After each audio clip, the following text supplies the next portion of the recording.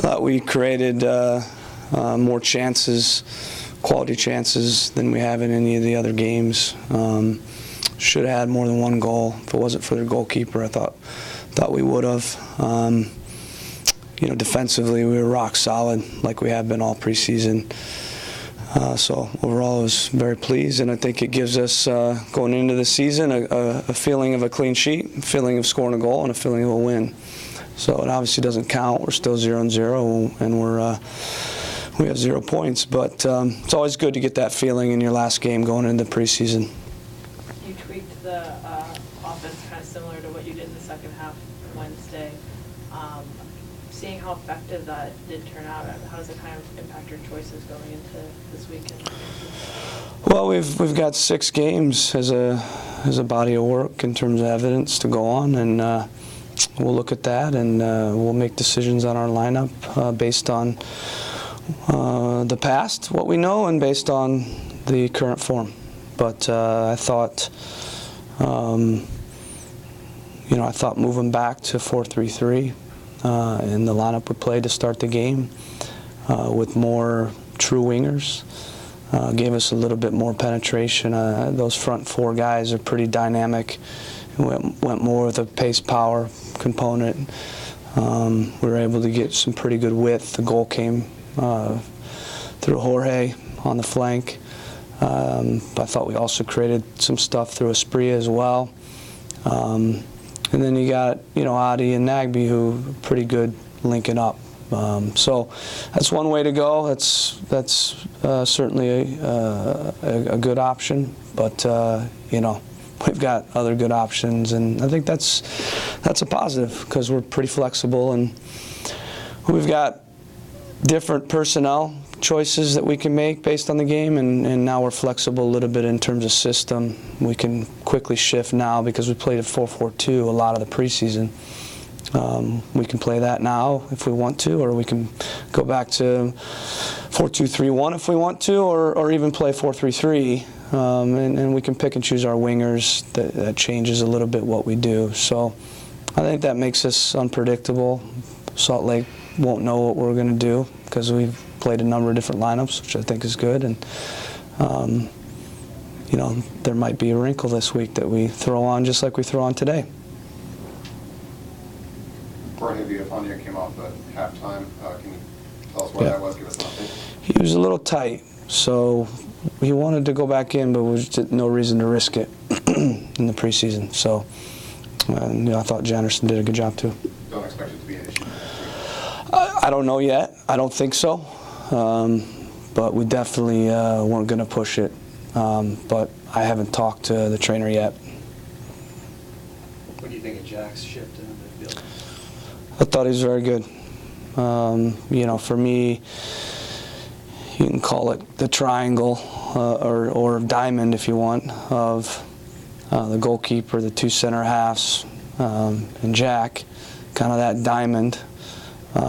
Or the triangle with the center halves and Jack. I thought that's a lot of experience there, and I think that showed.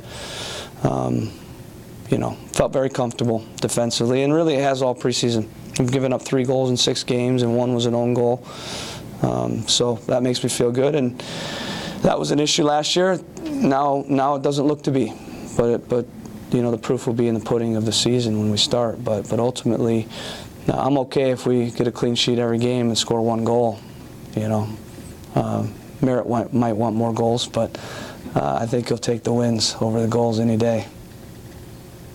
You made the decision to start Gavin, who's obviously not on the roster, over one of your younger guys. Can you talk about it? It's purely based on load. Beasler played 70 minutes on Wednesday, and based on the heart rates and where we felt he was at, we didn't feel like he could put in another shift after 2 days recovery. Spria played a similar load, but he has a little bit higher fitness level at this point. So with Chara out, with Zemansky out, Fashive suspended. Obviously, if Fashive would have been not suspended, he would have started. So we felt, knowing all those things, Fashive suspended and Beasler just playing 70 minutes, that we felt Blair Gavin was the best way to go to help us manage the game, and obviously I know Blair very well, so I know the quality that he has also. So I thought he did a nice job. Center back pairing hasn't been together for too long. You alluded to it a moment ago, but what did you think specifically about their partnership in this game? I think they're good in both games, awful good. They're focused, they're smart, they don't take a play off. They're clean on the ball. You know, and I think you again have to put Adam in there as well. I mean, those three guys are very experienced professionals, and they're in the backbone of our team. So that makes me feel good going into each game, knowing that I've got three very experienced guys there. You throw Jack in as well. I mean, you add up the number of games those four guys have played as professional players. You know, intelligence-wise, tactically, you know, mentality-wise, they're going to be 90 minutes dialed in, focused, and smart.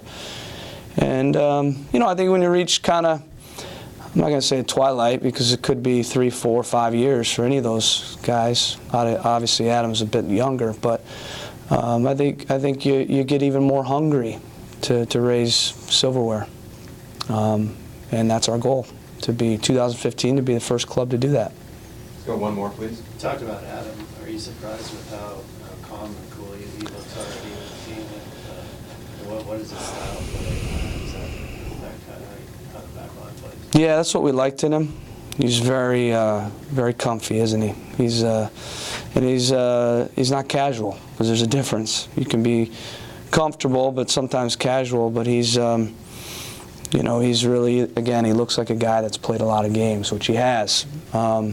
He's in his prime right now, and he's played at a high level in Norway. He's played, obviously, internationally as well, and I think you see that in his presence, his confidence.